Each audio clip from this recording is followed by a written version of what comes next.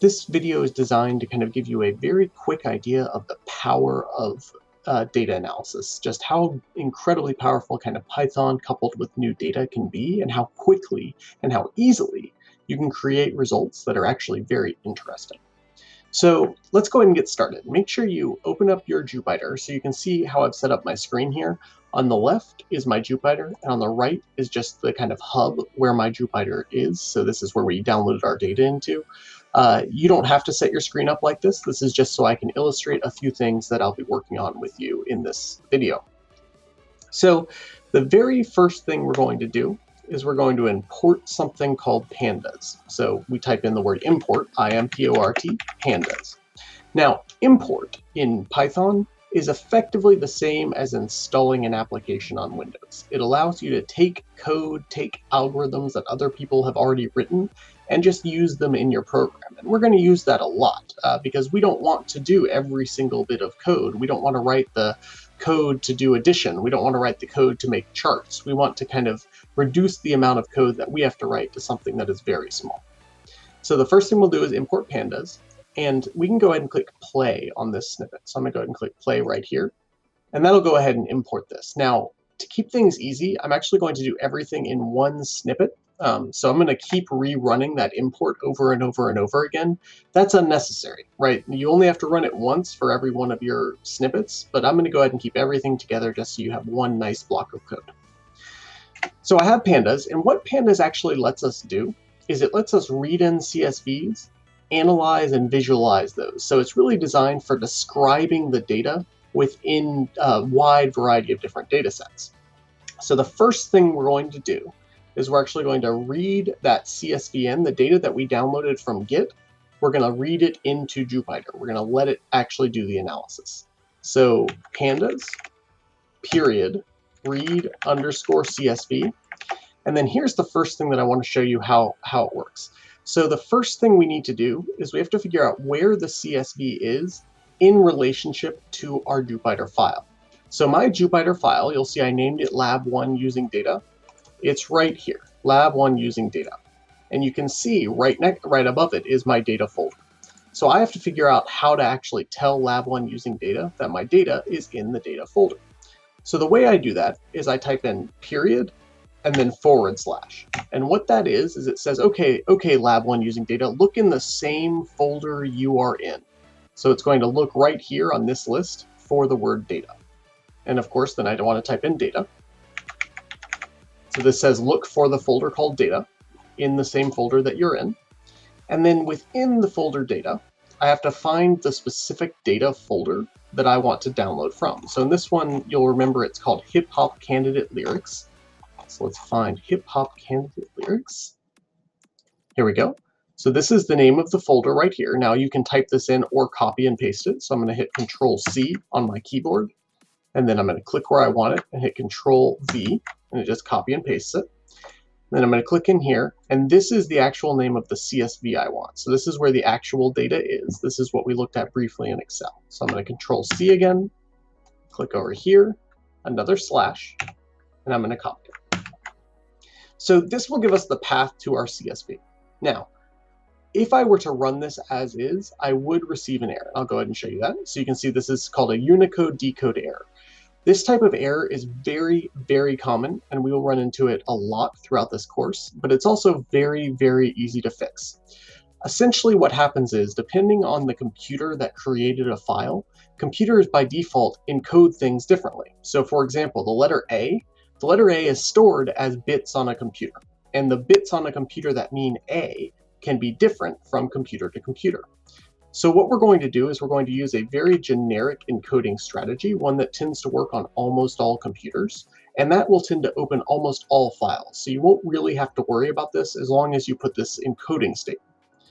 So this is just something you'll have to know. There's no kind of guide to this. It's just something that works very, very regularly. Is this ISO 8859-1. So this is a very kind of general encoding strategy. Don't worry about it. Just always put this in when you're loading a CSV, and it will tend to work more frequently. So let's see if it works here. So I'm going to go ahead and click Run, and voila, it worked. So here we have the same data set that we looked at before, but now it's actually loaded in Pandas so that we can do some analysis. Now, the first thing though, is that this is all we've done here is displayed it. We haven't actually put it into a format where we can use it. So instead of having this line read just like this, what I'm going to do is I'm actually going to save this data set into a variable.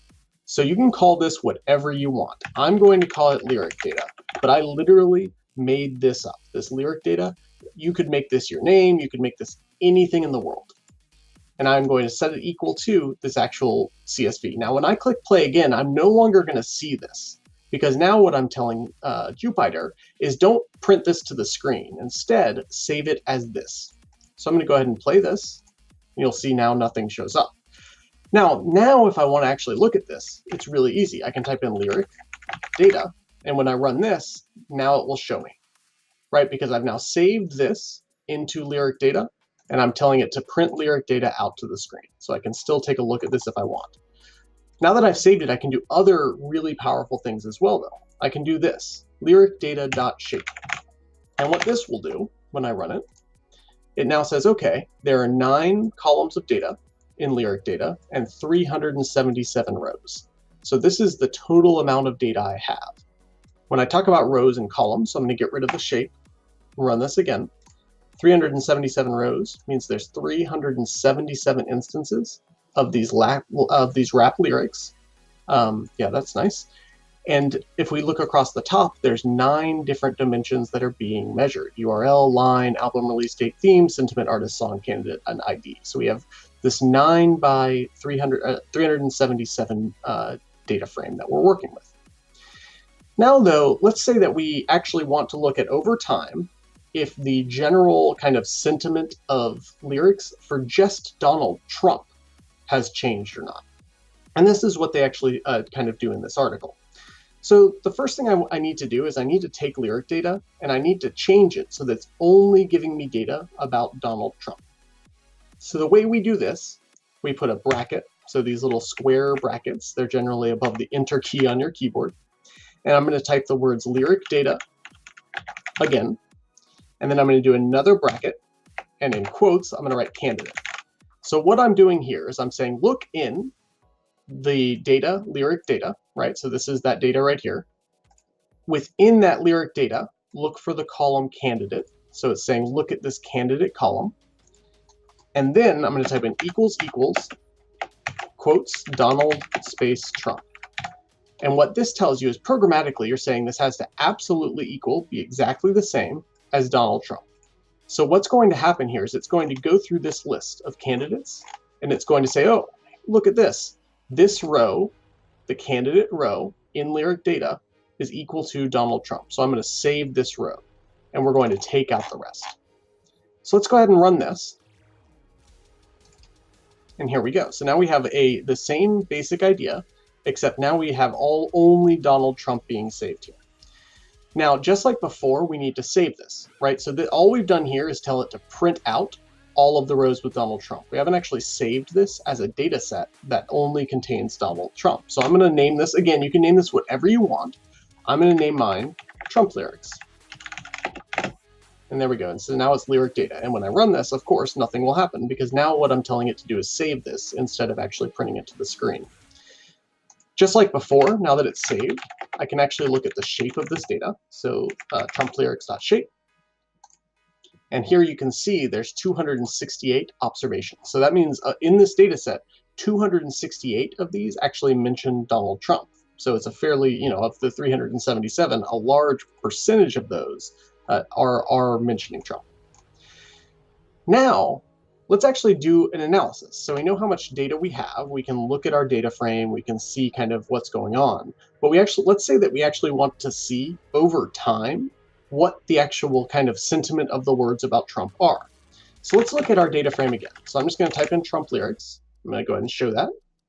And so here's our data frame. And what we have is we have a line, which is, Donald Trump and Donald Trump. Oh boy, I'm not going to read these because then I'll get fired. But we have all these lines that actually come from the songs. And what they've done is they've run an analysis called sentiment analysis on these lines. And what this tells you is the proportion of words that were positive versus negative versus neutral. So given the power to punch, soon to be paid like Donald Trump, right? This is interpreted as a positive sentiment. And so you can go through this and there will be some neutral, some positive, some negative, but we actually have classified each one of these as either being, something good about Donald Trump, bad about Donald Trump, or just mentioning his name. And so let's say, just as an example, that we want to then take, every single year, so these album release dates, and we want to look at, for a given year, how many of these lines were neutral, positive, or negative. So this in Pandas is incredibly easy. So all we're going to do is, you see here we imported Pandas. We're going to use a what's called a submodule, but it's really just a program that's within Pandas called Crosstab. And I'm going to do a couple of things. I'm going to put Trump lyrics, and I'm going to put period album release date, and then comma Trump lyrics, period sentiment. And so what I'm telling Pandas to do is go through all of this for me, create for every single year, so that's the album release date, give me the count of sentiments, of all three of those different sentiments. This one line of code will take all of this data and do that analysis. So I'll go ahead and click play, and here we go. So you can see in 1989, there were 3 total songs that involved Donald Trump. Of those, 1 was neutral, 2 were positive. In 2016, there were a lot more. 1927 songs, only 4 were positive, 15 were negative, and 8 were neutral. And so you can immediately get this type of data. Now, this is an incredible, quick way to kind of explore your data, but it's kind of hard to interpret this at the end of the day, right? We actually want to get an idea of some kind of more specific thing. So for example, what if I wanted to visualize this? And so I wanted to say, over time, what does this chart actually look like? That's also really easy. Now it's going to require us to import a couple of additional things that we haven't kind of used yet, but it's not that many. So the first thing that we're going to do is we're going to import Seaborn, and then we're going to import matplotlib.pyplot as PLT. And so this is just another module. So just like Pandas, we're importing something called Seaborn. This is just code someone else wrote. Same thing, we're importing matplotlib.pyplot. Because this name is so long, here, for example, when we do pandas.readcsv or we do pandas.crosstab, we have to type the word pandas first. And so what you can do instead is you can say import blah, blah, blah as something else. So here, for example, we could do import pandas as pd. And that's very common. And then everywhere that pandas is written, you would type pd instead. Just lets you do a shorthand version. So here we're going to do this plt. So both of these libraries are visualization libraries. They help you to visualize data like this data that we just created. Now what we're going to do is we're going to go ahead and build our crosstab just like we did before, but this time we're going to save it. So we're going to call this our Trump crosstab, and we're going to take the same crosstab we built here, but instead of printing it out, we're just going to save it as this variable Trump crosstab. So actually, instead of typing it down here, I'll just do it right here. So now I'm saving Pandas crosstab into Trump crosstab. So if I go ahead and run this, you'll see nothing happens because this is now saved here. If I type in Trump crosstab and I run this, bam, we now have that back. So I have my crosstab saved. Now what I want to do is actually want to create the plot out of this crosstab. So we'll do Trump crosstab.plot.bar. And we're going to do stacked equals true. And the stacked, you'll see in a moment, is because we have 3 different classes of data, positive, negative, and neutral. We'll add a legend. And then we will show our actual chart. Let's go ahead and run this. Just like that, here we go. So this shows us over time, for only lyrics that mention Trump. In red, unfortunately, there's positive, so you can change the colors, but we'll get into that in a later lesson. So the red here would be a positive, green would be neutral, and blue would be negative. So if you just look at the blue over time, you can see there were almost no negative references to Donald Trump until there was an uptick in 2015. Prior to 2015, almost everything was positive or neutral. And you can see that, of course, aligns very, very closely with his political career. There are other things that you can do if you want to try to further analyze these types of data frames. So for example, what if I want to know the year in which Donald Trump was the most kind of unfavored, when we really didn't like Donald Trump? So that's fairly straightforward. Let's look at our data frame again. So if I look at my Trump lyrics, it's going to take a quick look. And so I have a visual, and then you'll see a little scroll appeared here. Now I can scroll down to look at the table, because I'm now printing out two things. I'm telling the computer to print out this plot, and then after that, print out this data table. So if I look at the lyrics, I can say, okay, the album release date gives me an idea of, what might be the most important, and then the sentiment gives me an idea of if it was, positive or negative. If I look at my crosstab, I can see here, again, the same thing. We have the negative, neutral, and positive. So what I really want to know, if I want to know the year he was the least popular, is to look at the negative sentiment and find the year that had the largest number of negative sentiment. So to do that is very, very easy. We type in max, Trump crosstab, because that's where this data is stored, negative.